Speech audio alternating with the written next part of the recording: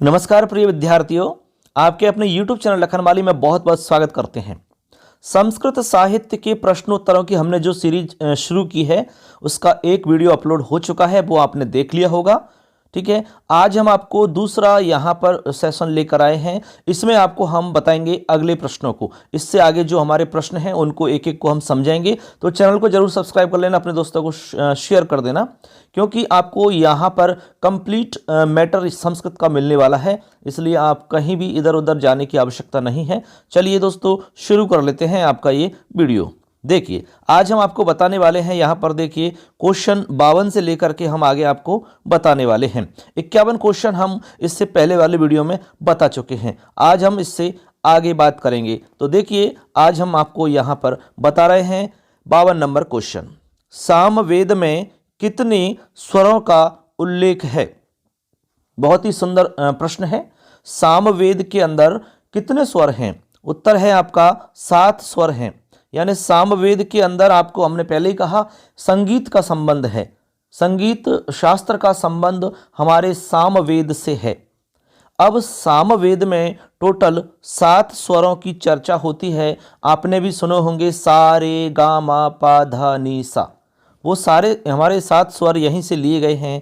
उनका जो मूल नाम है वो देखिए यहाँ लिखा है मैंने, षडज, ऋषभ, गांधार, मध्यम, पंचम, धैवत, निषाद, ये नाम हैं। ठीक है, जिनको आप सारे गामा पा धा नी सा इस नाम से सुनते हो। इसी के साथ में आपको हमने जानकारी के लिए नीचे लिख दिया है 3 ग्राम होते हैं।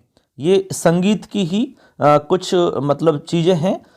3 ग्राम, इसमें एक मंद, मध्य और तीव्र। ठीक है, जो संगीत के बारे में जानते हैं वो इस बात को अच्छे से समझ जाते हैं। जैसे मान लो कोई मंद गति में संगीत गाता है, कोई मध्यम गति में, कोई तीव्र गति में। जैसे आपने हारमोनियम देखा है तो हारमोनियम में भी 3 स्केल होती है आपकी। एक तो जैसे कॉर्नर से बजाते हैं, एक बीच में से और एक इधर वाले कोने से। तो वो 3 स्केलों में हम इसको कह सकते हैं, मंद, मध्य और तीव्र। ठीक है, केवल नाम ध्यान रखना है, आपको ज़्यादा ज्ञान की आवश्यकता नहीं है यहाँ पर। इसके बाद में मूर्छना, देखिए नीचे लिखा है मूर्छना। तो मूर्छना हमारी टोटल 21 होती है फ्रेंड्स, 21। ठीक है, 7 स्वर और 3 हमारे ग्राम, इन तीनों को गुना, इसको दोनों को गुना करते हैं 7 × 3, तो टोटल हमारी जो मूर्छना है वो उनकी संख्या आ जाती है। तो 21 मूर्छना है। इसके बाद में तान। तान आप जानते ही हैं, संगीत के मतलब उसमें क्षेत्र में 49 तान होती हैं। ठीक है, 49 तान हम इसमें काम में लेते हैं। जैसे आपने देखा होगा कभी जैसे कोई ढोलक बजा रहा है, ठीक है, कोई संगीत बज रहा है, तो आपको तान आती है अपने आप शरीर के अंदर। जैसे नाचने की सी इच्छा होती है, वो एक तान समझ लो आप, इस तरीक़ा से ऐसे मान सकते हैं। ठीक है ना, ऐसे। तो ये हमारा एक प्रश्न हो जाता है। अगले प्रश्न की तरफ चलते हैं। देखिए, अगला प्रश्न है हमारा 53 नंबर। गान मंत्रों के कितने प्रकार हैं? जो गान मंत्र हैं, ठीक है, मतलब गीत से संबंधित, संगीत से संबंधित, उनके प्रकार कितने हैं? तो याद रखना है आंसर 4 प्रकार हैं। गान मंत्र हमारे 4 प्रकार के होते हैं। एक ग्राम गान, आरण्य गान, ऊह गान और ऊह्य गान। ऐसे करके यहाँ 4 प्रकार के गान मंत्र हो जाते हैं। ठीक है ना, आगे चलिए दोस्तों। आगे देखिए, यहां पर क्वेश्चन नंबर 54 प्रश्न है हमारा, सामगान के प्रकार हैं। यानी जो सामगान है उस सामगान के कितने प्रकार हैं? ठीक है ना, ये हमारा प्रश्न है। तो देखिए, उत्तर है 5। सामगान के 5 प्रकार हैं बच्चों। कितने प्रकार हैं? 5। नाम भी आप याद रख सकते हैं, प्रस्ताव, उद्गीत, प्रतिहार, उपद्रव और निधन। ये 5 क्या हैं? सामगान हैं। ये संगीत से संबंधित हैं। ठीक है, और वेदों में, सामवेद में इनकी जानकारी प्राप्त होती है। ठीक है ना, केवल इतना ही समझना, एक सामान्य सी जानकारी आपको ध्यान रहनी चाहिए। अब हमने नीचे लिखा है अगले प्रश्न में, देखिए, सामविकार किसे कहते हैं? सामविकार किसे कहते हैं? ऐसा सवाल भी पूछा गया 1-2 बार। सामविकार, तो इसका आंसर है सामगान में संगीत गुरु द्वारा जो शाब्दिक परिवर्तन किया जाता है उसे ही हम साम विकार कहते हैं। समझ रहे हैं बात को? यानी जो संगीत के गुरु हैं, जो संगीत सिखाने वाले हैं, तो वो संगीत गुरु जब शाब्दिक परिवर्तन कर देते हैं बीच में ही, उसी को हम साम विकार कहते हैं। बस इतना ध्यान रखना है, ठीक है ना। आगे है इसमें 56 नंबर क्वेश्चन, साम विकार के कितने भेद हैं। अब हमने साम विकार समझ लिया, संगीत गुरु के द्वारा शाब्दिक परिवर्तन आपका साम विकार होता है, लेकिन ये साम विकार कितने प्रकार का होता है, ये हमारा अगला प्रश्न है। उत्तर हो जाएगा 6 प्रकार का। 6 प्रकार के नाम भी आप ध्यान रख सकते हैं, विकार, विश्लेषण, विकर्षण, अभ्यास, विराम, स्तोभ। ऐसे करके ये हमारे 6 साम विकार हो जाते हैं, ठीक है ना। आगे चलिए दोस्तों, अगला प्रश्न है हमारा 57 नंबर, वर्तमान में अथर्ववेद में कितनी शाखा उपलब्ध हैं। बहुत ही बढ़िया सवाल है। अथर्ववेद में, जो कि हमारा चौथा वेद माना जाता है, हमने कहा कि वेदत्रय के अंदर 3 वेद आते हैं, ऋग्वेद, यजुर्वेद, सामवेद। वेदत्रय से बाहर है ये आपका अथर्ववेद। तो वर्तमान में अथर्ववेद में हमारी कितनी शाखा उपलब्ध हैं? उत्तर है 2 शाखा। केवल हमें 2 शाखा उपलब्ध हैं, हमारे पास 2 शाखा मिलती हैं बस। एक है शौनकीय शाखा और दूसरी है पैपलाद शाखा, ठीक है। आप नाम ध्यान रख लें, आप इनको बार बार सुनोगे, देखोगे तो आपको आराम से याद हो जाएंगे। अभी आपके पास बहुत समय है, कोई भी विद्यार्थी इसको सुन करके याद कर सकता है, इसीलिए हमने वीडियो बनाए हैं। आपको हम PDF नोट्स भी उपलब्ध करवा देंगे। आप हमारे टेलीग्राम चैनल से जुड़ जाइए, वहां आपको नोट्स मिल जाएंगे दोस्तों। और कोई भी सवाल रहता है तो आप हमें कमेंट में पूछ सकते हैं, आपके प्रत्येक सवाल का हम जवाब देने का पूरा प्रयास करते हैं, ठीक है। हम कोशिश करेंगे कि आपको अच्छे से अच्छा मैटर मिलेगा और कोई भी मैटर छूटे नहीं, आपको संपूर्ण मैटर यहां पर उपलब्ध करवा दिया जाएगा। चैनल को जरूर सब्सक्राइब कर लेना बस। अगला है हमारा 58 नंबर प्रश्न, अथर्ववेद में कितने कांड हैं। यह भी प्रश्न आपका पूछने लायक है। अथर्ववेद में दोस्तों 20 कांड हैं, टोटल 20 कांड हैं। यानी अथर्ववेद जो है कांडों में विभक्त है और टोटल कांड इसमें 20 हैं, ऐसे आपको समझना है। अगला सवाल है, अथर्ववेद में कितने सूक्त हैं। कितने सूक्त हैं? तो इसके लिए याद रखना है 730 सूक्त हैं। 730 सूक्त हैं टोटल अथर्ववेद के अंदर। सवाल आ सकता है कि अथर्ववेदे कति सूक्तानि सन्ति, तो आपको लिखना होगा 730 सूक्त। अगला सवाल है, अथर्ववेद में मंत्र कितने हैं। यह भी आ सकता है।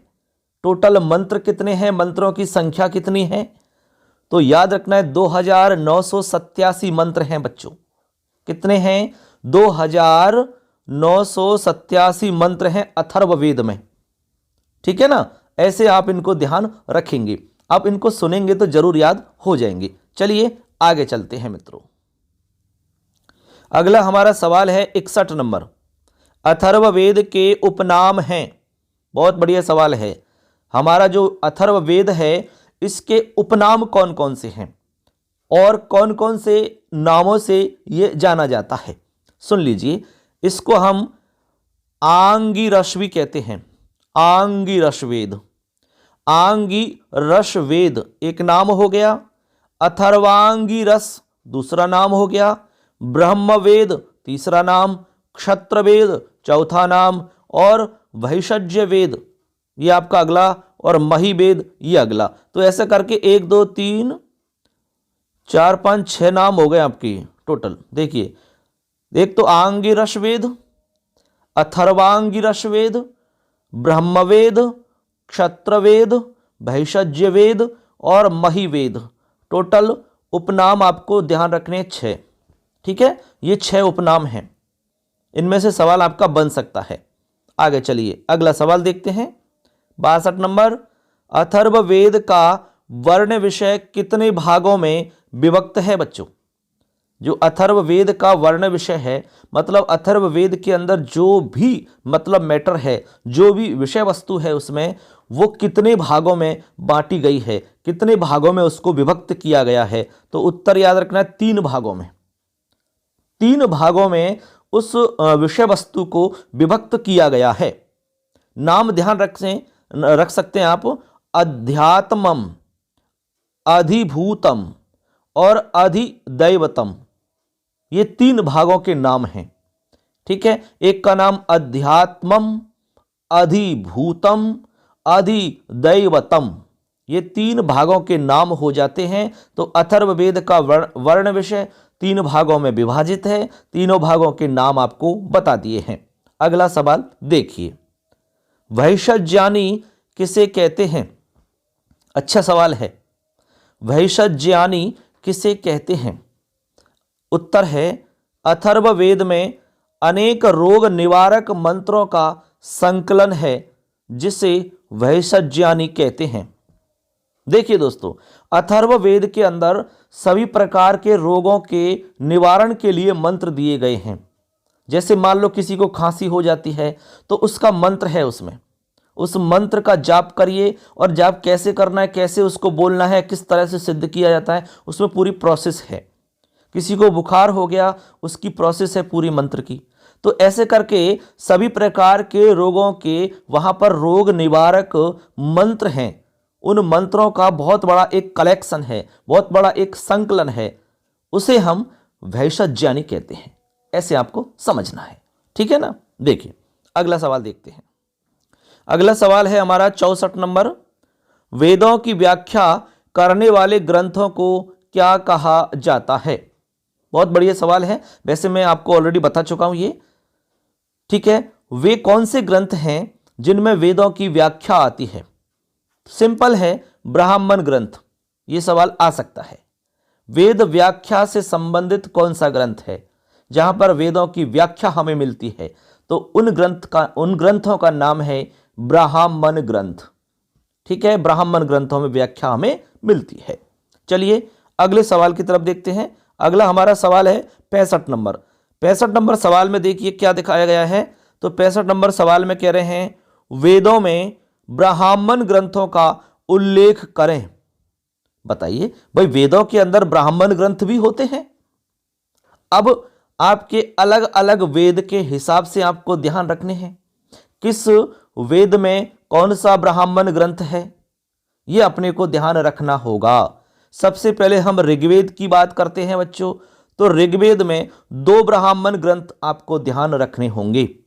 एक है आपका ऐतरेय ब्राह्मण और दूसरा है सांख्यायन ब्राह्मण, या फिर उसका दूसरा नाम कौशितकी ब्राह्मण भी कह सकते हैं। तो ऐसे करके ऋग्वेद के अंदर 2 ब्राह्मण ग्रंथ आपको ध्यान में रखने हैं, ऐतरेय ब्राह्मण ग्रंथ और सांख्यायन या कौशितकी ब्राह्मण ग्रंथ। ये तो हो गए ऋग्वेद के। आगे है यजुर्वेद। यजुर्वेद के अंदर भी आपको 2 ध्यान रखने हैं, एक है शतपथ ब्राह्मण और दूसरा है तैत्तिरीय ब्राह्मण। अब आपको हमने कहा कि भाई यजुर्वेद के भी 2 भाग हैं, शुक्ल यजुर्वेद और कृष्ण यजुर्वेद। तो शतपथ ब्राह्मण आपका शुक्ल यजुर्वेद में है, आप ध्यान रख लेना। शतपथ में आपका श आ रहा है और शुक्ल में भी श आ रहा है, तो इससे पता चल जाएगा कि शतपथ ब्राह्मण शुक्ल यजुर्वेद में आएगा और तैत्तिरीय ब्राह्मण कृष्ण यजुर्वेद में आएगा। ऐसे आप ध्यान रख सकते हैं। आगे है सामवेद। सामवेद के अंदर देखिए जो हमारे ब्राह्मण ग्रंथ हैं उसमें एक है पंचविंश या तांडे ब्राह्मण ग्रंथ। ठीक है, पंचविंश कहो या तांडे कहो, एक हो गया। इसके बाद में षड्विंश ब्राह्मण, या फिर इसका नाम अगला है, इसी का दूसरा नाम कह सकते हैं अद्भुत ब्राह्मण, कोष्टक में लिख दिया है। इसके बाद में है तलवकार ब्राह्मण या फिर जैमिनीय ब्राह्मण, इसको हम कह सकते हैं। तो ये हमारे सामवेद के ब्राह्मण ग्रंथ हैं।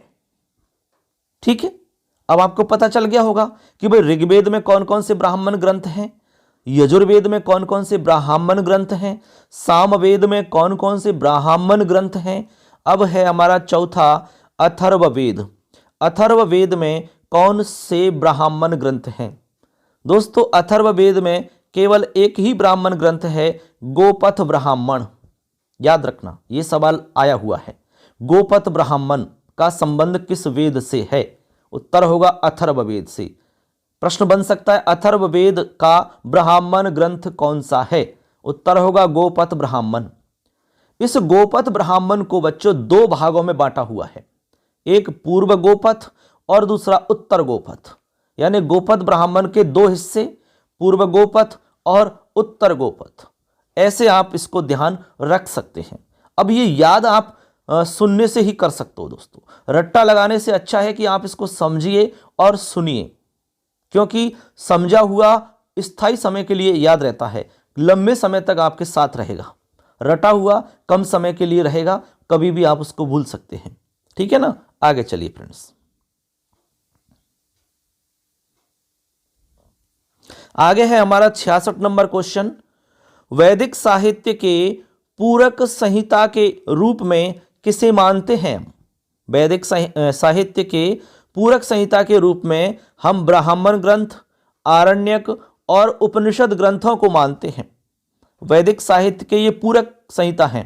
ठीक है, तो पूरक संहिता के रूप में हम ब्राह्मण ग्रंथों को मानेंगे, आरण्यक ग्रंथों को मानेंगे और उपनिषद ग्रंथों को मानेंगे।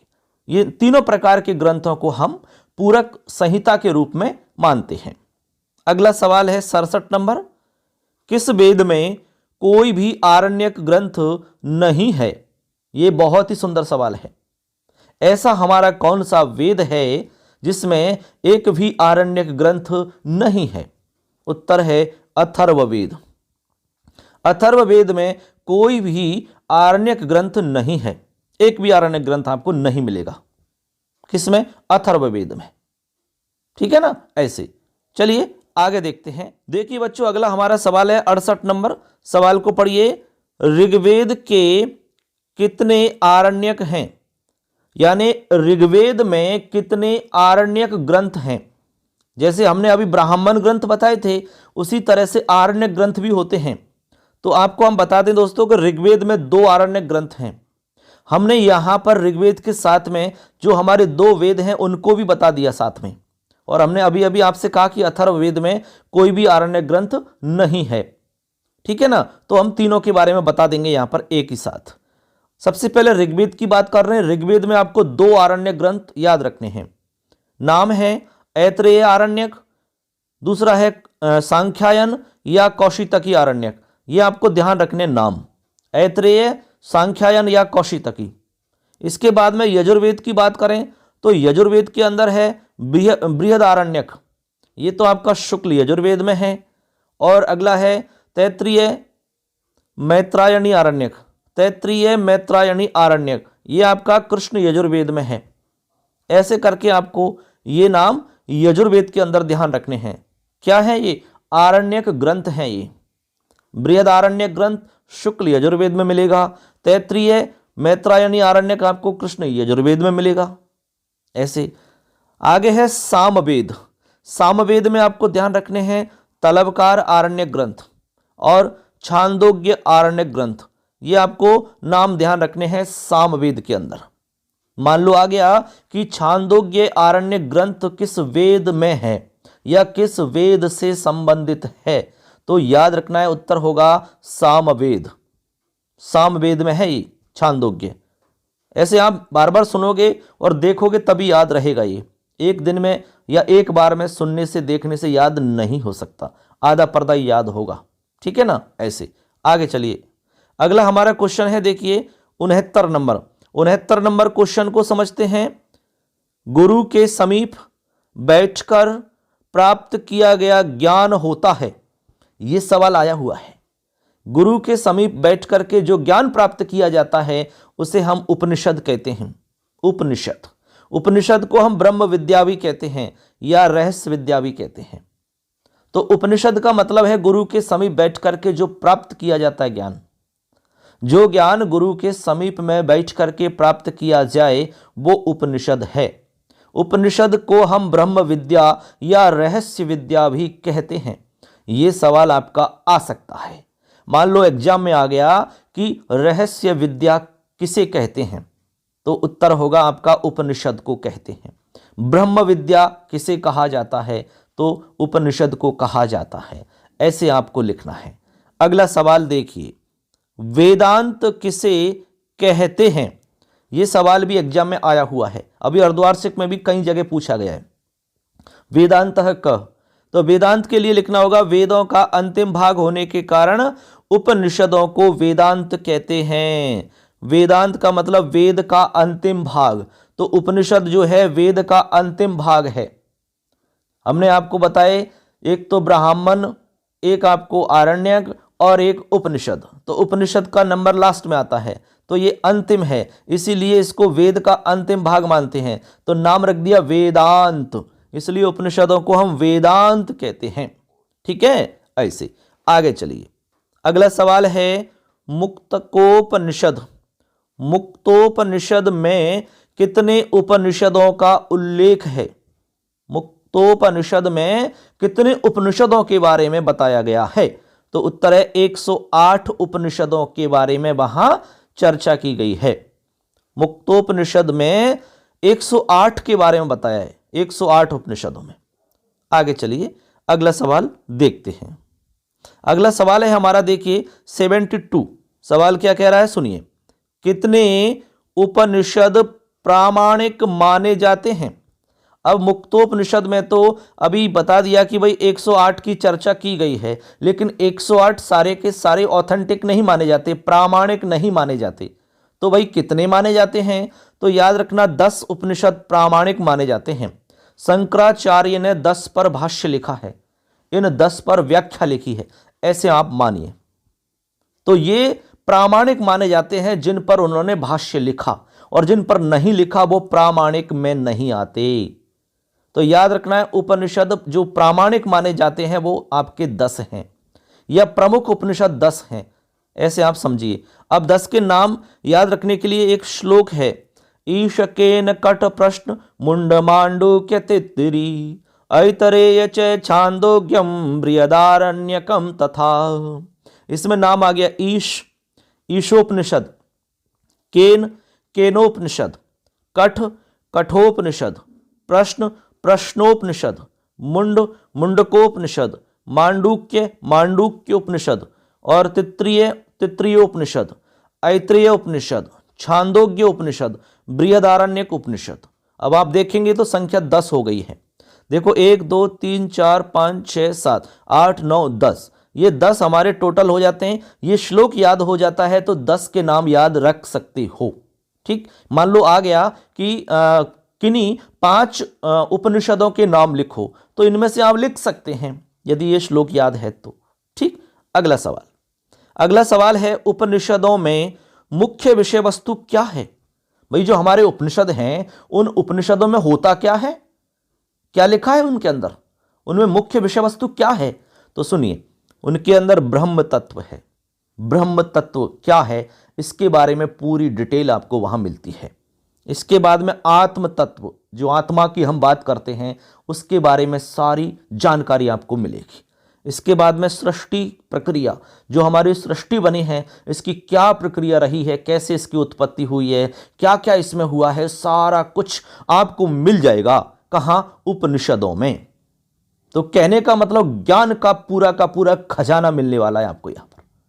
उपनिषदों में मुख्य विषय वस्तु में ब्रह्म तत्व, आत्म तत्व, सृष्टि की प्रक्रिया मिलेगी आपको, यह आपको ध्यान रखना होगा।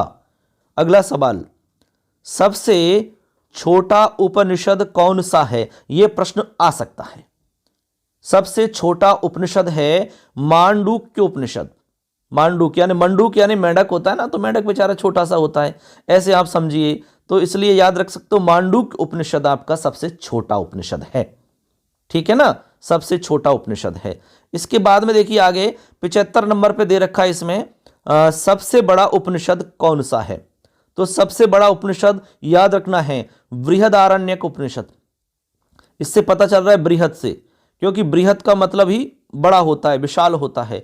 तो बृहदारण्यक उपनिषद हमारा सबसे बड़ा उपनिषद है और सबसे छोटा मांडूक्य उपनिषद है, ऐसे आप ध्यान रखेंगे। ठीक है ना, आगे चलिए मित्रों। अगला हमारा सवाल है, देखिए यहाँ पर आप देख पा रहे होंगे 76 यानी कि 76 नंबर का सवाल है। सवाल को पढ़ते हैं। देखिए, वेदांग कितने हैं? ये सवाल बहुत ही मोस्ट है। हमारे वेदांग 6 हैं, यानी वेदों के 6 अंग होते हैं। टोटल वेदों के कितने अंग हैं? 6 अंग हैं। अब वो 6 अंग कौन से हैं वो भी हमें ध्यान रखना होगा, ठीक है। और आपस में किस तरह से उनकी मतलब तुलना की गई है वो भी हमें ध्यान रखना होगा। यहाँ से सवाल निश्चित आएगा और पहले भी आया हुआ है, तो वो आपको सारा कुछ बता दिया जाएगा। देखिए, आपको ध्यान रखना है वेदांग 6 होते हैं। अब मान लो आ जाए कि नाम भी लिखो, तो नाम भी आपको लिखना है। अगले सवाल में देखिए बता रहे हैं, पाणिनीय शिक्षा के अनुसार वेदांग कौन से हैं? पाणिनीय शिक्षा के अंदर बताए गए हैं वेदांगों के नाम। तो इनके नाम के लिए हमने एक श्लोक लिखा है यहाँ पर। इस श्लोक में आपको ये सारे नाम मिल जाते हैं। किसके साथ में क्या इसमें कल्पना या तुलना की गई है वो भी इसमें लिखा गया है, ठीक है। तो देखिए लिखा हुआ है, छंदः पादौ तु वेदस्य हस्तौ कल्पोत पठ्यते, ज्योतिषामयनं चक्षुर्निरुक्तं श्रोत्रमुच्यते, शिक्षाघ्राणं तु वेदस्य मुखं व्याकरणं स्मृतं, तस्मात् सांगमधीत्यैव ब्रह्मलोके महीयते।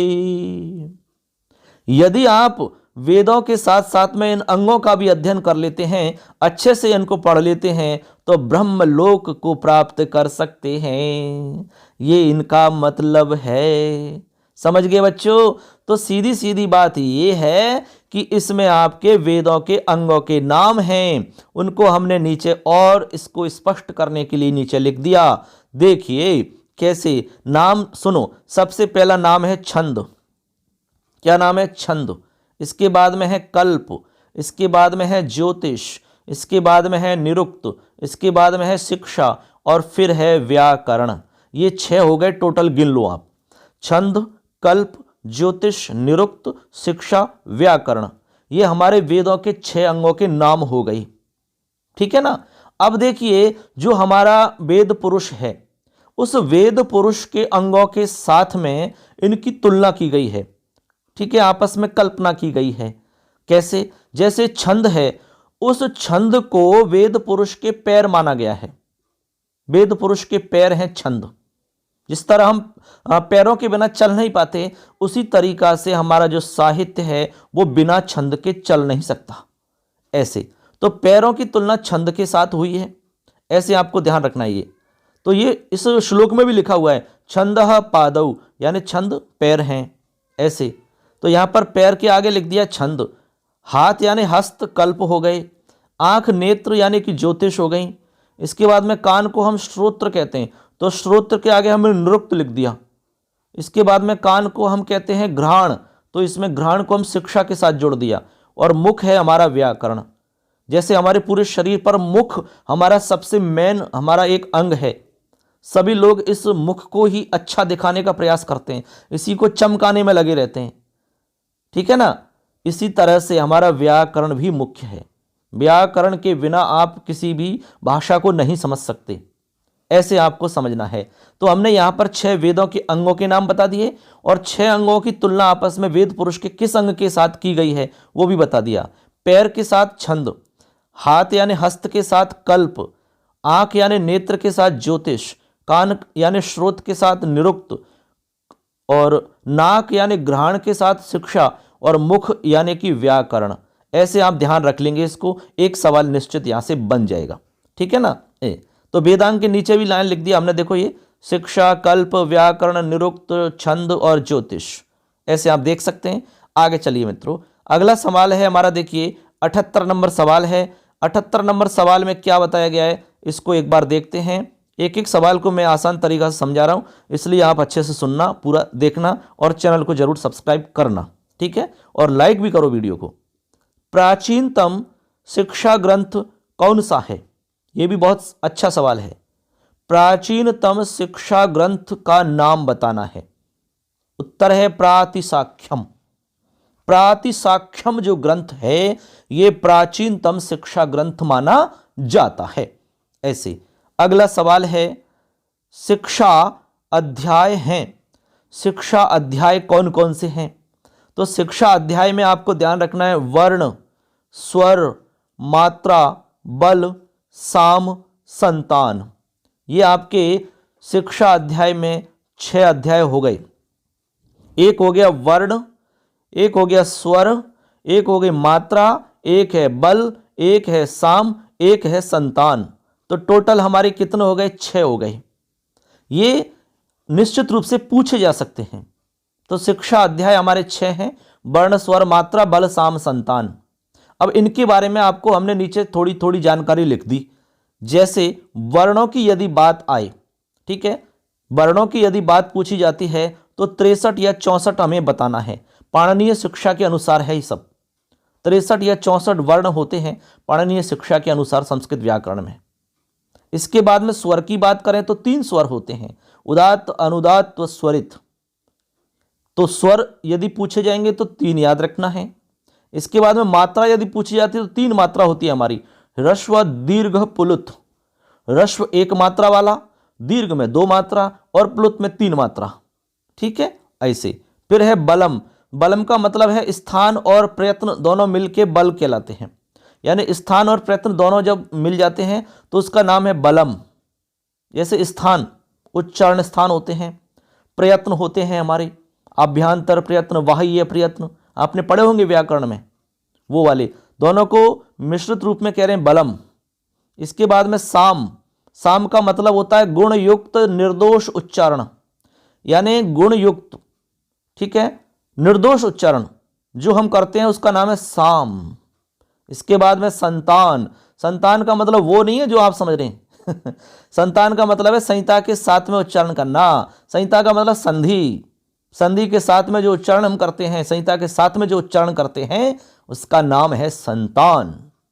तो ऐसे करके हमने यहां पर जो 6 अध्यायों की बात की है उनको मैंने शॉर्ट में बता दिया है आपको, ठीक है। वर्ण, स्वर, मात्रा, बल, साम, संतान, इनमें से कोई भी सवाल यदि किसी भी तरह पूछा जाएगा तो आपका गलत नहीं होगा, नहीं होगा बस। और यही तो हमें चाहिए, ठीक है ना। आगे चलिए, अगला सवाल है हमारा, देखिए बच्चों, अगला सवाल 80 नंबर सवाल है।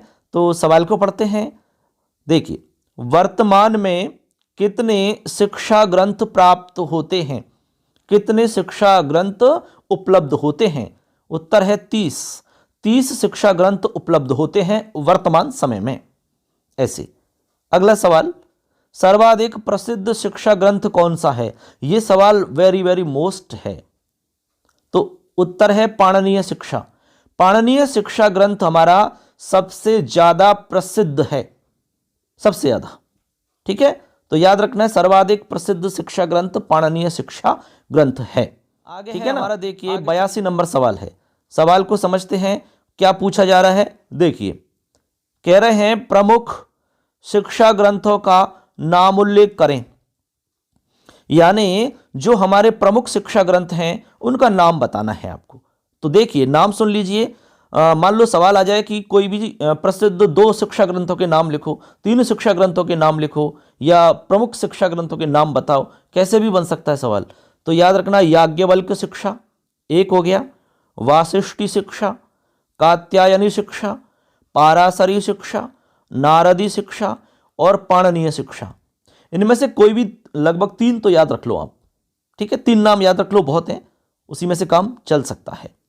लेकिन सबसे जो प्रसिद्ध है वो पाणिनीय शिक्षा है, वो हमने अलग से सवाल में उसको लिख दिया, ठीक है बच्चों, याद रहेगा। आगे चलो, अगला सवाल, यज्ञादि के विधि नियमों का उल्लेख आपको कहां प्राप्त होता है? बहुत अच्छा सवाल है। यज्ञ आदि के जो विधि नियम होते हैं, ठीक है, तो वो आपको कहां प्राप्त होते हैं? कल्प ग्रंथों में प्राप्त होते हैं भैया। कहां? कल्प ग्रंथों में हमें प्राप्त होते हैं। ऐसे अगला सवाल देखिए, अगला सवाल है हमारा 84 नंबर। 84 नंबर सवाल को देखिए क्या है, इसमें बहुत सारी जानकारी है आपके लिए। 84 नंबर में, कल्प के कितने भेद हैं? जो हमारे कल्प ग्रंथ हैं उनके 4 भेद होते हैं मित्रों। कल्प के 4 भेद हैं। कल्प शास्त्र या कल्प ग्रंथों के 4 भेद हैं। नाम भी याद रख लो। एक है श्रौत सूत्र, गृह्य सूत्र, धर्म सूत्र, शुल्ब सूत्र। अब इनके अंदर क्या है बिल्कुल शॉर्ट में समझा दिया है हमने। श्रौत सूत्रों के अंदर यज्ञ यागादि विधानों का विवरण है। जो हम यज्ञ आदि करते हैं ना, यज्ञ हवन इत्यादि के जो कार्य होते हैं उनसे संबंधित पूरी जानकारी यहां पर मिलती है। किसमें? श्रौत सूत्र में। ये कल्प के भेद हैं। इसके बाद में गृह्य सूत्र, इसके अंदर धार्मिक अनुष्ठान, संस्कार और पंच महायज्ञ जो होते हैं हमारे, उनके बारे में जानकारी मिलेगी गृह्य सूत्र में। तो मान लो सवाल आए गृह्य सूत्र का विषय क्या है या इसमें क्या है, धार्मिक अनुष्ठान पूरे इसमें मिल जाएंगे, हमारे जो संस्कार हैं 16 प्रकार के वो इसी में मिलेंगे, और हमारे जो पंच महायज्ञ हैं वो इसमें मिलेंगे। अगला है धर्म सूत्र। धर्म सूत्र में आचारों का व्यवहार है, जो हम आचार व्यवहार करते हैं ना उनका वर्णन मिलेगा। इसके बाद में वर्णाश्रम के बारे में पूरी व्यवस्था मिलती है, धर्म के बारे में पूरी जानकारी है, और प्रायश्चित किस तरह से किया जाता है, किसका प्रायश्चित हम कैसे करें, वो आपको पूरी जानकारी यहाँ मिलती है। और लास्ट है हमारा चौथा शुल्ब सूत्र में यज्ञ वेदी का निर्माण की विधियों का वर्णन है। आपने कभी हवन इत्यादि देखा होगा तो उस हवन जो भी करते हैं उससे पहले हम एक वेदी बनाते हैं, ठीक है, जहाँ पर अग्नि प्रज्वलित की जाती है, उसमें समिधा दी जाती है और हम उसमें समिधा डालते हैं ओम स्वाहा करके, ठीक है ना, ऐसे। तो वो वेदी जो हम बनाते हैं उसके कुछ नियम होते हैं, किस तरह की वेदी बनती है उसके अलग अलग नियम हैं। तो ये सारे नियम आपको शुल्ब सूत्र में मिलते हैं ऐसे। तो बच्चों आप समझ गए होंगे कि कल्प के 4 भेद होते हैं, ठीक है, 4 भेद के नाम बता दिए, चारों में क्या विषय वस्तु है शॉर्ट में समझा दिया। आगे सुनो, अगला सवाल देखिए, हमारा 85 नंबर सवाल है, और सवाल बहुत ही अच्छा है 85 नंबर वाला, और मोस्ट सवाल भी है क्योंकि ये सवाल आपका एक आध बार आया हुआ है। क्या है सवाल? देखिए, व्याकरण के 5 मुख्य प्रयोजन कौन से हैं? व्याकरण के 5 मुख्य प्रयोजन कौन से हैं? तो देखिए 5 के नाम बता रहे हम, रक्षा, ऊह, आगम, लघु, असंदेह। ये 5 क्या हैं? प्रयोजन हैं। किसके? व्याकरण के मुख्य प्रयोजन हैं। गौण प्रयोजन तो 13 होते हैं, लेकिन मुख्य प्रयोजन हमारे 5 हैं। 5 के नाम ध्यान रखने बस, रक्षा, ऊह, आगम, लघु, असंदेह। अब इनमें से कोई भी आपको समझ में नहीं आ रहा है तो यदि आप समझना चाहते हैं तो हमें कमेंट करिए और कमेंट में बताइए कि सर हमें रक्षा के बारे में बताइए, ऊह के बारे में बताओ, आगम के बारे में बताओ, तभी हम आपको बताएंगे। इससे हमें पता चलेगा कि आप पूरा वीडियो देखते हैं और ईमानदारी से देखते हैं, अच्छी मेहनत आप कर रहे हैं। जितनी मेहनत हम कर रहे हैं उतनी आपको भी करनी है, बल्कि आपको तो ज़्यादा करनी है, ठीक। आगे देखिए, अगला सवाल है, व्याकरण के त्रिमुनि से क्या तात्पर्य है? ये सवाल बहुत ही मोस्ट है, ये सवाल बहुत बार आ चुका है। यानी व्याकरण में 3 मुनियों की चर्चा होती है, वो 3 मुनि कौन से हैं? सबसे पहली बात 3 मुनियों के नाम, तो नाम है पाणिनि, कात्यायन और पतंजलि। फिर दूसरी बात है कि इनके ग्रंथों के नाम पूछे जा सकते हैं। आ गया कि पाणिनि का कौन सा ग्रंथ है, तो याद रखना अष्टाध्यायी है पाणिनि का ग्रंथ। इसके बाद में कात्यायन जी ने वार्तिक लिखे हैं, तो वार्तिक ग्रंथ है। पतंजलि जी ने महाभाष्य लिखा है, महाभाष्य के लेखक या रचनाकार कौन है? पतंजलि जी, ठीक है। वार्तिक किसने लिखी है? कात्यायन जी ने। अष्टाध्यायी के लेखक कौन है? पाणिनि जी। ऐसे उपर्युक्त तीनों मुनियों को त्रिमुनि के नाम से जाना जाता है। क्या? त्रिमुनि। तो आप समझ गए कि व्याकरण में त्रिमुनि कौन है? पाणिनि, कात्यायन, पतंजलि। पाणिनि ने अष्टाध्यायी लिखी है, कात्यायन ने वार्तिक लिखे हैं और पतंजलि ने महाभाष्य लिखा है। ऐसे आप ध्यान रखेंगे, ठीक है ना। अगला सवाल है, देखिए हमारा 87 नंबर सवाल है, बहुत ही बढ़िया सवाल है और इसे हम मोस्ट सवाल कह सकते हैं क्योंकि ये सवाल भी पूछा हुआ है। सवाल है, वैदिक शब्दों का निर्वचन व व्युत्पत्ति तथा अर्थ का निर्णय किस वेदांग में मिलता है? यानी जो हमारे वैदिक शब्द हैं, वेदों के अंदर जो हमारे शब्द चलते हैं, अब सारे शब्दों को हम नहीं जानते क्योंकि हमारा काम नहीं पड़ रहा है। कोई भी जिनका काम नहीं होगा उनसे तो उनको क्यों जानेंगे भाई उनको वो पढ़ना पड़ता है, समझना पड़ता है, और जिससे हमारा कोई लेना देना नहीं रहता उसको हम पढ़ते भी नहीं है, समझते भी नहीं है, जानते भी नहीं है। तो कह रहे हैं कि वैदिक शब्दों का निर्वचन, व्युत्पत्ति और उसका अर्थ का निर्णय हमारा एक वेदांग है जिसके अंदर होता है, उसका नाम है निरुक्त।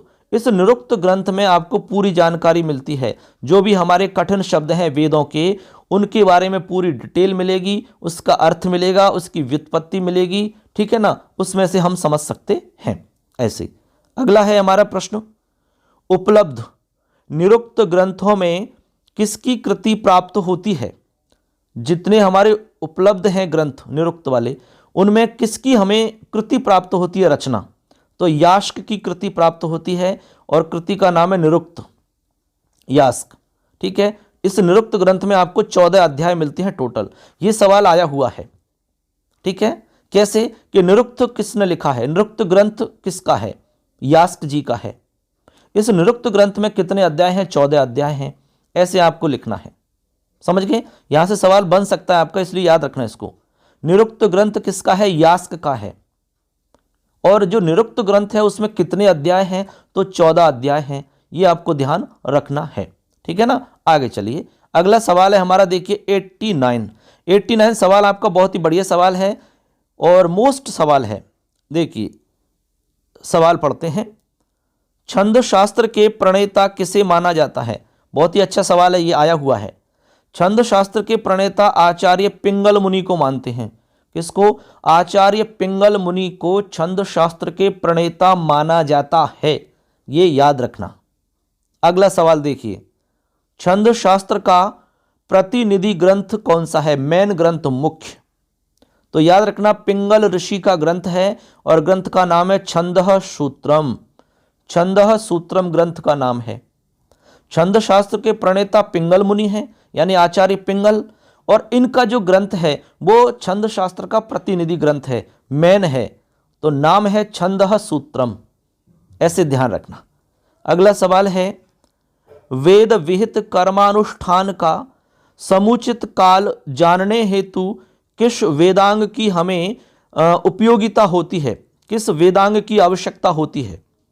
वेद विहित कर्मानुष्ठान, यानी वेद के अनुसार कर्मों का अनुष्ठान कब करना चाहिए, कैसे करना चाहिए, इसकी संपूर्ण जानकारी कहाँ मिलती है? तो निश्चित है ज्योतिष में मिलेगी। ये सारी जानकारी ज्योतिष में मिलती है। आप कोई काम करते हैं तो आप पूछते हैं कि नहीं पंडित जी से कि पंडित जी बताइए ज्योतिष के अनुसार हमारा काम कब हम शुरू करें, मकान की नींव लगवानी है कब शुरू करें, विवाह का मुहूर्त देखिए कब करना है, हमें कोई रामायण पाठ करवाना है कब करना है। कोई भी काम करते हैं तो हम ज्योतिष में देख के बताते हैं कि हाँ बढ़िया, आपके नक्षत्र बहुत बढ़िया चल रहे हैं, आपके दिन बहुत अच्छे चल रहे हैं। ये सब हमें जानकारी ज्योतिष से मिलती है, ठीक। ऐसे अगला सवाल देखिए, 92 हमारा सवाल है और ये सवाल भी आपका अच्छा सवाल है। देखिए कह रहे हैं, किस वेद का ज्योतिष शास्त्र प्राप्त नहीं होता? किस वेद का? ऐसा कौन सा वेद है जिसका ज्योतिष शास्त्र नहीं है? उत्तर है सामवेद। सामवेद का ज्योतिष शास्त्र प्राप्त नहीं होता। बाकी हमारे 3 बच गए, उनके हमें प्राप्त होते हैं। उनकी मैंने नीचे लिख दिए, जस्ट उनको आप समझ सकते हैं, ठीक है। तो हमारा सवाल बन गया कि ऐसा कौन सा वेद है जिसका ज्योतिष शास्त्र प्राप्त नहीं होता? तो सामवेद उत्तर हो जाएगा। अब बाकी के देखिए, ऋग्वेद का ज्योतिष शास्त्र है आर्च ज्योतिष नाम से। आर्च ज्योतिष जो हमारा शास्त्र है ज्योतिष वाला, ये आपका ऋग्वेद का है। इसके बाद में यजुर्वेद का है याजुष्य ज्योतिष, याजुष ज्योतिष के नाम से है। और अथर्ववेद के अंदर है आथर्वण ज्योतिष के नाम से है। ये 3 ग्रंथ हमारे हो जाते हैं। ऋग्वेद के अंदर आर्च ज्योतिष, यजुर्वेद के अंदर याजुष ज्योतिष, अथर्ववेद के अंदर आथर्वण ज्योतिष। याद रखना बच्चों, उपर्युक्त तीनों ग्रंथों के जो प्रणेता हैं वो एक ही हैं, नाम है लगध मुनि। लगध मुनि। मान लो सवाल आ गया कि आर्च ज्योतिष के प्रणेता का नाम क्या है, आर्च ज्योतिष के प्रणेता कौन है? उत्तर होगा लगध मुनि। याजुष ज्योतिष के प्रणेता कौन है? उत्तर होगा लगध मुनि। आथर्वण ज्योतिष के प्रणेता कौन है? उत्तर होगा लगध मुनि। तीनों के प्रणेता एक ही हैं और तीनों वेदों में अलग अलग नाम हैं इनकी ग्रंथों की, जबकि सामवेद में कोई भी आपका ग्रंथ नहीं है ज्योतिष से संबंधित। ऐसे आपको ध्यान रखना है। याद रख पाओगे? चलो अच्छी बात है। अगला है 93 सवाल है, वैदिक साहित्य में 4 युग कौन से हैं? वैदिक साहित्य के अंदर 4 युगों की चर्चा की गई है बच्चों, 4 युग बताए गए हैं। अब वो कौन से हैं सुनिए। एक है आपका छंदो युगम, दूसरा है मंत्रो युगम, ब्राह्मण युग और सूत्र युग। छंद युग, मंत्र युग, ब्राह्मण युग और सूत्र युग, ये 4 युग हैं वैदिक साहित्य के अनुसार। ठीक है ना, ऐसे आप ध्यान रखेंगे। अगला सवाल है हमारा 94 सवाल है। ये सवाल भी आपका कई बार एग्जाम में पूछा हुआ है। देखिए सवाल को पढ़ते हैं। मैक्स मूलर के अनुसार ऋग्वेद का समय माना जाता है। मैक्स मूलर के अनुसार ऋग्वेद का समय कितना माना जाता है? तो याद रखना 1150 ईस्वी के समीप माना जाता है। एग्जैक्ट नहीं है लेकिन इसके समीप में माना जाता है। 1150 ईस्वी के समीप। आपको भी इसी तरह से जवाब देना होगा। ठीक है, एवं में आए तो आपको ध्यान रखना है इस तरह से। और मान लो आपका अति लघुत्रात्मक या लघुत्रात्मक आए तो आप ऐसे लिख देंगे। ठीक है ना, आगे चलिए। अगला सवाल है, बहुत ही अच्छा सवाल है। भूगर्भ शास्त्रीय तत्वों के आधार पर किसने वेद का समय निर्धारित किया है? ठीक, बहुत ही अच्छा क्वालिटी वाला सवाल है। भूगर्भ शास्त्रीय तत्वों के आधार पर किसने वेद का समय निर्धारित किया? तो उत्तर है डॉक्टर अविनाश चंद्र ने। और कितना किया? 25,000 ईसा पूर्व ये उन्होंने समय निर्धारित किया। 25,000 ईसा पूर्व। किस आधार पर किया है? भूगर्भ शास्त्रीय तत्वों के आधार पर। किसने किया है? डॉक्टर अविनाश चंद्र ने। कितना समय निर्धारित किया है? 25,000 ईसा पूर्व। और ये जो मत इन्होंने दिया है ये ऋग वैदिक इंडिया नामक पुस्तक में स्पष्टतया बताया है। तो इन्होंने ये बात किस में बताई? ऋग वैदिक इंडिया इनकी एक पुस्तक है, उस पुस्तक के अंदर इन्होंने ये बात स्पष्ट की है। उन्होंने वहां पर इसका विवरण दिया है। ठीक, तो ये बात भी आपको ध्यान रखनी है। ठीक है ना, आगे चलिए, आगे बढ़ते हैं। देखिए बच्चों, अगला हमारा सवाल है 96। शंकर बालकृष्ण दीक्षित के मतानुसार वेद समय माना गया है। शंकर बालकृष्ण दीक्षित के अनुसार वेद का समय कितना माना गया है? ऋग्वेद के विषय में हम बात कर रहे हैं केवल। तो उत्तर याद रखना है 3500 ईसा पूर्व मानते हैं ये। शंकर बालकृष्ण दीक्षित जी ऋग्वेद का जो समय है वो 3500 ईसा पूर्व मानते हैं। ऐसे ध्यान रखना है। अगला सवाल है, बाल गंगाधर तिलक के मत अनुसार ऋग्वेद का रचना काल कितना माना जाता है? 6000 ईसा पूर्व। बाल गंगाधर तिलक के अनुसार ऋग्वेद का जो रचना का समय है वो 6000 ईसा पूर्व माना जाता है। और शंकर बालकृष्ण दीक्षित के अनुसार 3500 ईसा पूर्व माना जाता है। ऐसे अलग अलग मत हैं ये। तो आपको यहाँ पर जो हमने बताए इतने ही याद रखने, 2-3 के नाम हमने बताए, बस इतने ही ध्यान रखने। और भी हैं बहुत सारे लेकिन मेन मोस्ट यही है, इनमें से आपका सवाल आ जाएगा। अगला सवाल देखिए, धर्म मूल है यानी धर्म का मूल क्या है? उत्तर है वेद। धर्म मूलम उच्यते यानी वेद धर्म मूलम उच्यते। वेद को धर्म का मूल कहा जाता है। ठीक है, ऐसे स्पष्ट है। अगला सवाल देखिए। अगला सवाल है हमारा, देखिए 99 सवाल नंबर 99। ऋग्वेद के नवम मंडल का नाम क्या है? नवम मंडल जो है ऋग्वेद का उसका नाम है भैया पवमान मंडल। ये हमने इसलिए लिखा है क्योंकि ये एग्जाम में पूछा गया है और मोस्ट है, इसलिए हमने इसको लिख दिया है। ऋग्वेद के नवम मंडल का नाम पवमान मंडल है। क्या है? पवमान मंडल। 100 नंबर का सवाल, जयकोली महोदय ने ऋग्वेद का समय कब माना? कितना माना भैया? तो याद रखना 4500 ईसा पूर्व स्वीकार किया है इन्होंने। ज्योतिष के आधार पर गणना करके बताया। जयकोली महोदय ने ऋग्वेद का समय 4500 ईसा पूर्व स्वीकार किया और ये समय इन्होंने ज्योतिष की गणना के आधार पर बताया है। ऐसे आपको ध्यान रखना है। ज्योतिष में जे आ रहा है और जयकोली में भी जे आ रहा है, जयकोली। तो आप समझ जाओ कि जयकोली ज्योतिष, ऐसे आप याद रख सकते हैं। ठीक है ना, एक ट्रिक है ये। अगला हमारा सवाल है 101। पुराणों की विषय सामग्री को कितने भागों में बांटा गया है? पुराणों की जो विषय सामग्री होती है उसको 5 भागों में बांटा जाता है बच्चों। कितने भागों में? 5 भागों में उसको विभक्त किया जाता है। अब 5 भागों में कैसे विभक्त किया जाता है नीचे लिखा भी है। सर्गश्च प्रतिसर्गश्च वंशो मनवंतराणि च वंशानुचरितं चैव पुराणं पंचलक्षणम्। सर्ग, प्रतिसर्ग, वंश, मनवंतर और वंशानुचरित, ये 5 यहां पर भाग हो जाते हैं। ठीक है, ये 5 लक्षण हैं पुराण के, ऐसे समझिए आप। तो पुराणों की जो विषय वस्तु है, पुराणों की जो विषय सामग्री है, उसको 5 भागों में बांटा गया है। सर्ग, प्रतिसर्ग, वंश, मनवंतर, वंशानुचरित। इस श्लोक को याद कर लो, सवाल आता है तो श्लोक को लिख दो, काम चल जाएगा। सर्गश्च प्रतिसर्गश्च वंशो मनवंतराणि च वंशानुचरितं चैव पुराणं पंचलक्षणम्।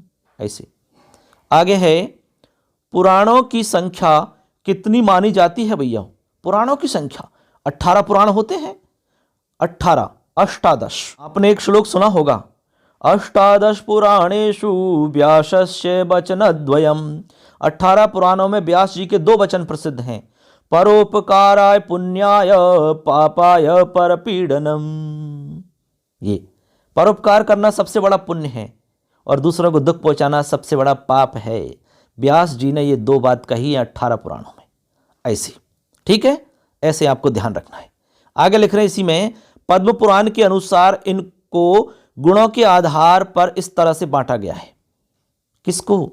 जो हमारे पुराण हैं 18, उन 18 पुराणों को पद्म पुराण के अनुसार गुणों के हिसाब से 3 जगह विभक्त किया है। अब 3 जगह कैसे कैसे किया है सुन लो, अच्छे से याद रख लो। सबसे नंबर 1 पे है सात्विक। सात्विक गुण से युक्त, यानी विष्णु विषयक। इनमें विष्णु से संबंधित आपको जानकारी मिलेगी। तो विष्णु विषयक हमारे पुराण कौन कौन से हैं? तो इसमें 6 पुराण आपको मिलेंगे। कितने? 6 पुराण। इनको हम सात्विक पुराण कह सकते हैं। सात्विक गुणों से युक्त पुराण है। इसमें नाम है विष्णु पुराण, नारदीय पुराण, भागवत पुराण, गरुड़ पुराण, पद्म पुराण, वराह पुराण। ये 6 पुराण हैं। ये विष्णु से संबंधित हैं, विष्णु विषय से संबंधित हैं, भगवान विष्णु से संबंधित हैं। इनको हम सात्विक पुराण भी कहेंगे क्योंकि इनमें सात्विक गुण है। ऐसे इसके बाद में आगे 2 नंबर पे आपको ध्यान रखना है। देखिए यहां पर आपको 2 नंबर पे लिखना राजस। राजस प्रवृत्ति से युक्त। तो यहां पर यह है आपका ब्रह्मा विषयक, ब्रह्मा जी से संबंधित। यहां पे आपको ये आप इसको मान सकते हैं। तो नाम याद रखना है, ब्रह्मांड पुराण और ब्रह्म वैवर्त पुराण, मार्कंडेय पुराण, भविष्य पुराण, वामन पुराण और ब्रह्म पुराण। इसमें भी आपके 6 पुराण हो जाते हैं। ठीक है, सात्विक के 6 हो गए, इसके 6 हो गए, टोटल 12 पुराण हो गए। तीसरा है तामस। तामस गुण से युक्त। इसमें आपको कहेंगे शिव विषय, यानी भगवान शिव से संबंधित विषय वस्तु रहेगी। तो इसमें आपके 6 पुराण हैं। नाम है शिव पुराण, लिंग पुराण, स्कंद पुराण, अग्नि पुराण, मत्स्य पुराण और कूर्म पुराण। तो इस तरह से बच्चों यहाँ पर जो हमारे 18 पुराण हैं उनको गुणों के आधार पर 3 जगह विभक्त कर दिया। सात्विक में 6, राजस में 6, तामस में 6। ऐसे आपके यहाँ 18 हो जाते हैं। आगे देखिए, इसमें अगला हमारा सवाल है सवाल नंबर 103। ठीक है, इसमें हम आपको 105 सवाल बताएंगे, उसके बाद में हमारा वैदिक साहित्य कंप्लीट हो जाएगा। ठीक है ना, इसलिए तो देखिए अगला सवाल है, भारतीय परंपरा के अनुसार पुराणों का लेखक माना जाता है। जो पुराण है उनका लेखक किसे मानते हैं? तो महर्षि व्यास के पिता पाराशर मुनि, ठीक है, विष्णु पुराण का माना जाता है। यानी विष्णु पुराण का जो लेखक है वो माना जाता है महर्षि व्यास जी के पिता हैं पाराशर मुनि, उनको मानते हैं। और शेष बच गए हमारे 17 पुराण। समझ रहे ना, 18 पुराण टोटल हमने बताए थे आपको। अब 18 में से एक पुराण है हमारा विष्णु पुराण। विष्णु पुराण के लेखक पाराशर मुनि हैं।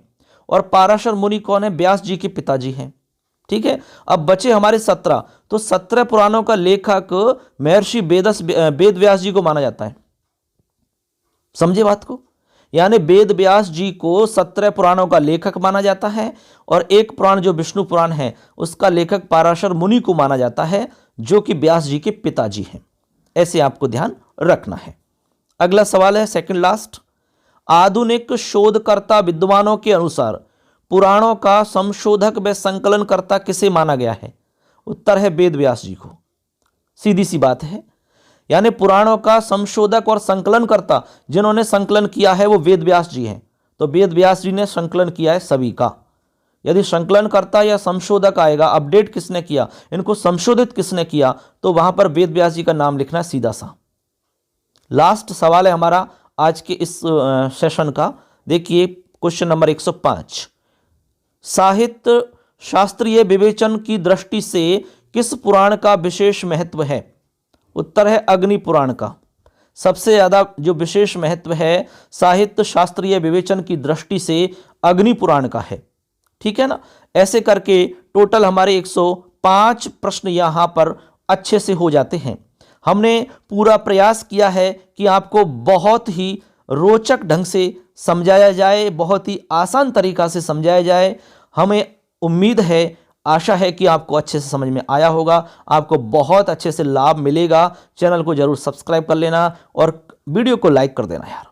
ठीक है, अपने दोस्तों को भी शेयर करिए। और कोई भी आपका सवाल है, कोई भी आपकी समस्या है, किसी भी टॉपिक के बारे में आपको कोई समस्या आ रही है तो आप बता सकते हैं कमेंट में हमसे, उसके ऊपर हम वीडियो बनाएंगे। वैसे तो हम लगातार आपको वीडियो बनाते रहेंगे, जो भी मैटर है उसका पूरा कंप्लीट आपको वीडियो के रूप में मिलेगा और पीडीएफ नोट्स भी आपको मिल जाएंगे दोस्तों। तो ठीक है दोस्तों, कैसा लगा जरूर हमें बताना और अगली वीडियो का इंतजार करना। ठीक है, अगली वीडियो में हम आपको लौकिक साहित्य के प्रश्न बताएंगे। अब लौकिक साहित्य चलेगा हमारा, तो इसमें आपको 300 350 जो क्वेश्चन होंगे वो बहुत ही मोस्ट क्वेश्चन अच्छे से आपको हम बताएंगे। अच्छे से क्लियर हो जाएगा सब कुछ, कोई भी सवाल आपका गलत नहीं होगा। ठीक है ना। तो ऐसे ही हमारे साथ बने रहिए। सबके लिए धन्यवाद। जय हिंद, जय तु भारतम, जय तु संस्कृतम।